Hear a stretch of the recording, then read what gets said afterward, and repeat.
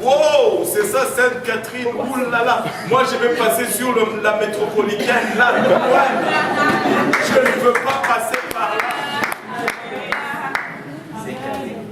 C'est ça, être fort. Être fort, ce n'est pas aller regarder la tentation en face et dire « Oh, moi ». Non, c'est fuir loin de tout ce qui peut. La Bible nous dit « Évitez même l'apparence du mal ». Ce n'est pas une bonne apparence pour Joseph et une femme seule dans une maison. Même l'apparence du mal. Évitez même l'apparence du mal. Ne te retrouve pas avec une sœur seule dans la maison. Oh, je suis spirituellement fort, voyons, pasteur. Non! Non! Il y a un proverbe chez nous qui dit, le jour de sa mort, l'oiseau a oublié qu'il savait voler.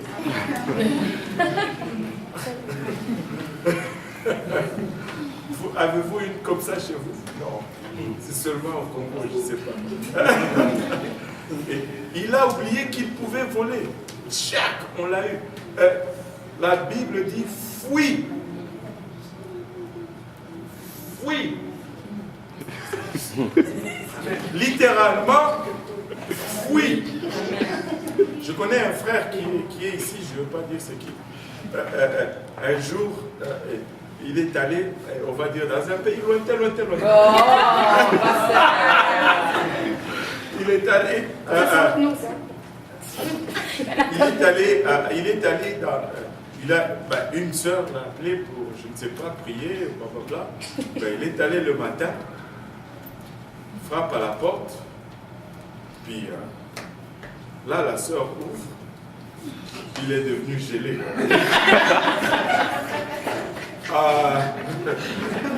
Il était déconnecté. Il a pris fuite.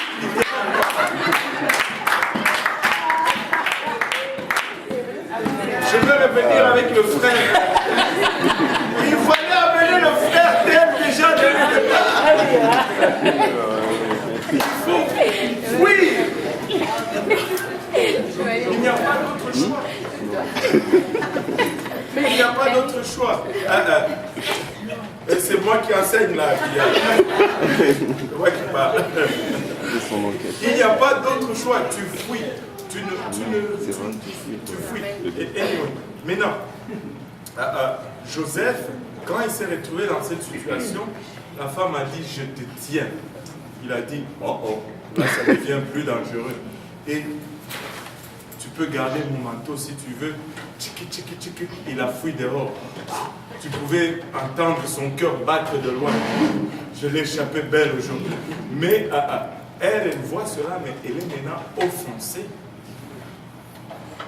Qu'est-ce qu'il y a avec moi pour que tu refuses vraiment de coucher avec moi? Je vais te faire payer. Elle met le manteau là,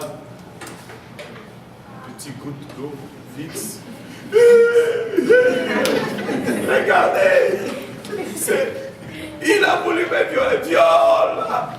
Les gens, qu'est-ce qu'il y a? Regardez cet hébreu, il a voulu me violer. Et là, quand je l'ai saisi, il a laissé son manteau. Là, je vais pleurer ici jusqu'à ce que mon mari rentre. On va voir. Et là, Potiphar rentre, il trouve sa femme en train de pleurer. Qu'est-ce qui se passe, chérie? Ah, je ne peux même pas te le dire. Ça me fait trop mal. Et là, non, dis-le-moi, sinon je vais tuer quelqu'un. S'il y a quelqu'un à tuer, c'est Joseph.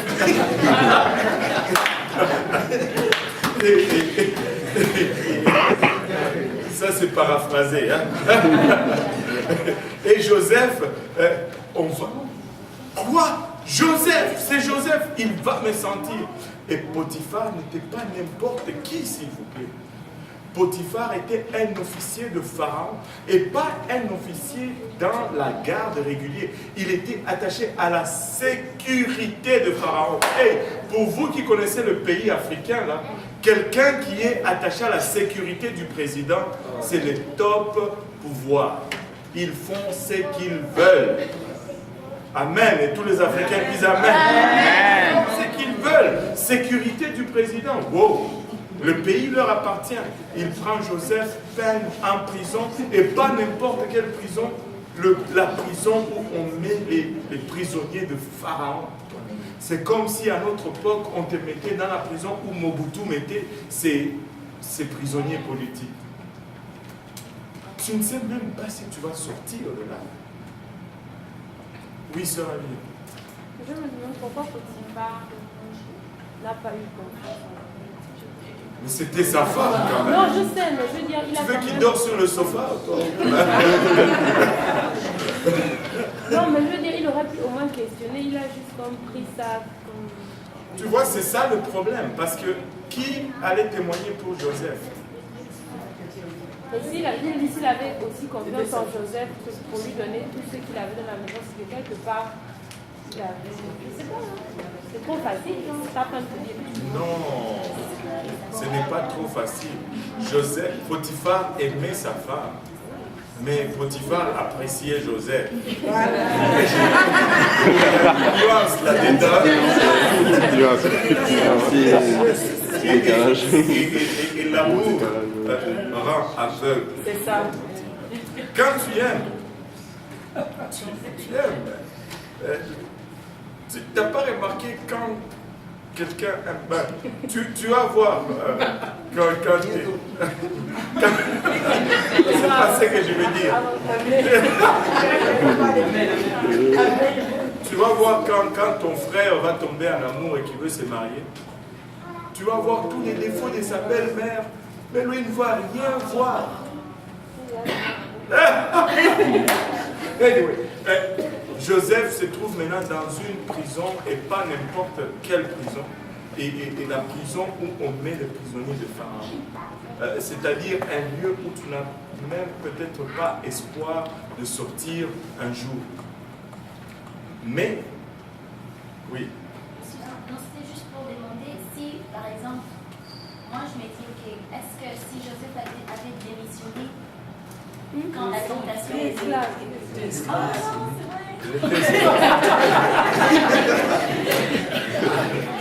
Il était acheté. alors en fait, il ne pouvait pas sortir de la tentation. Genre, Non, il ne pouvait pas sortir. C'est un combat qui est là constamment, tu ne peux pas dire. C'est vraiment l'exemple type de notre vie comme chrétien. C'est un combat de chaque jour. Et le premier ennemi avec qui tu luttes, c'est ta chair. Des fois, tu voudrais sortir de ta chair. Tu es dedans. Et tu ne peux pas faire autrement. On attend seulement la rédemption finale. Amen. Et la tentation va toujours être là. Les hyper spirituels, hyper chrétiens, ça n'existe pas. Nous sommes sujets aux mêmes tentations tous. Et nous devons lutter chaque jour. Et le jour que tu arrêtes de lutter, tu tombes, peu importe les années que tu as fait dans le Seigneur. C'est ça. Arrête de manger pour un jour, t'as faim. Même si tu as mangé pour les 24 années passées. Et c'est ça. C'est ça. Maintenant, Joseph est maintenant dans cette prison, mais regardez maintenant ce jeune homme. De la trahison de ses frères en esclavage en Égypte.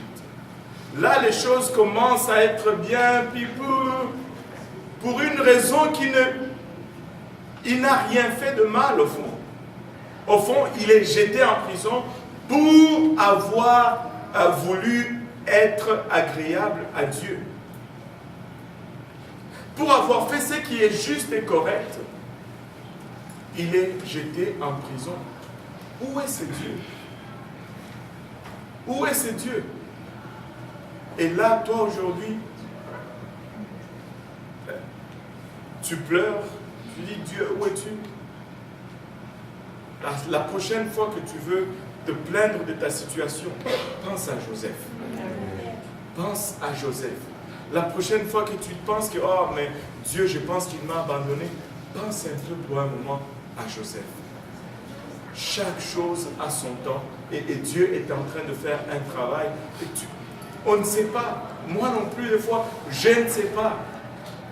Mais une chose que je sais, tout concourt au bien de ceux qui aiment Dieu et de ceux qui sont appelés selon son dessein. Donc, mais ce verset ne nous dit pas que tout est bien. Non. Quand on le lit souvent, on pense tout est bien pour ceux qui aiment Dieu. Non. Tout concourt au bien. Tout conduit au bien. Même le mal va amener le bien. Donc ne te préoccupe pas quand ça va mal. Au fond, tu peux pleurer un petit peu, mais reste pas là. Lève-toi, loue ton Dieu et regarde-lui faire l'œuvre et transformer ses pleurs en cris de joie, transformer ses larmes en sourire. Et il le fait toujours, toujours et toujours. Mais nous devons passer par ces choses. Au fond, si nous ne devions pas passer par ces choses, j'aurais même peur.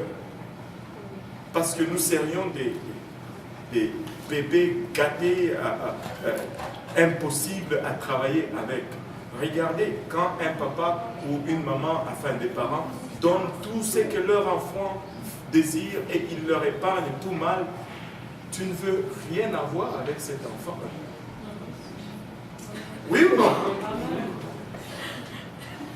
Ah ouais, vous n'avez jamais vu ça?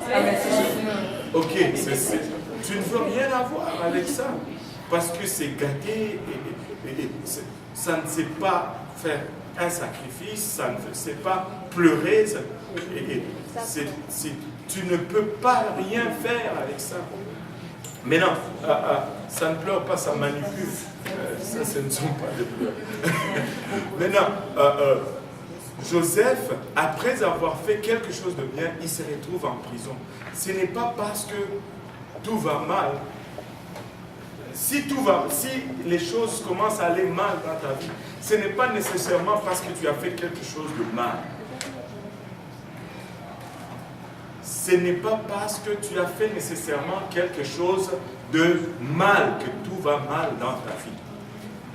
Il y a de ces choses qui arrivent. D'autres, nous les méritons. Nous avons fait de mauvaises décisions et tout. Nous les méritons. Nous n'avons que nous-mêmes à nous plaindre. Mais il y a certaines de ces choses qui vont arriver juste parce que Dieu les permet que ça arrive dans ta vie. Et garde ton attitude. Mais regardez, Joseph est jeté maintenant en prison. On va voir sa vie en prison maintenant. Chapitre 39, verset, on peut le lire à partir du verset 19. Après avoir entendu les paroles de sa femme, qui lui disait, voilà ce que m'a fait ton esclave, le maître de Joseph fut enflammé de colère. Il prit Joseph et le mit dans la prison, dans le lieu où les prisonniers du roi étaient enfermés. Il fut là en prison. L'Éternel fut avec Joseph et il étendit sur lui sa bonté. Il le mit en faveur aux yeux du chef de la prison. Et le chef de la prison plaça sous sa surveillance tous les prisonniers qui étaient dans la prison. Et rien ne se faisait que par lui. Le chef de la prison ne prenait aucune connaissance de ce que Joseph avait en main, parce que l'Éternel était avec lui. Et l'Éternel donnait de la réussite à ceux qui faisaient. Waouh! Regardez, maintenant il est jeté en prison, mais la Bible nous dit que même en prison, Dieu lui donne faveur face au chef de la prison. Et le chef de la prison le met en charge de toutes choses, et il était responsable des prisonniers, il était responsable de la bouffe.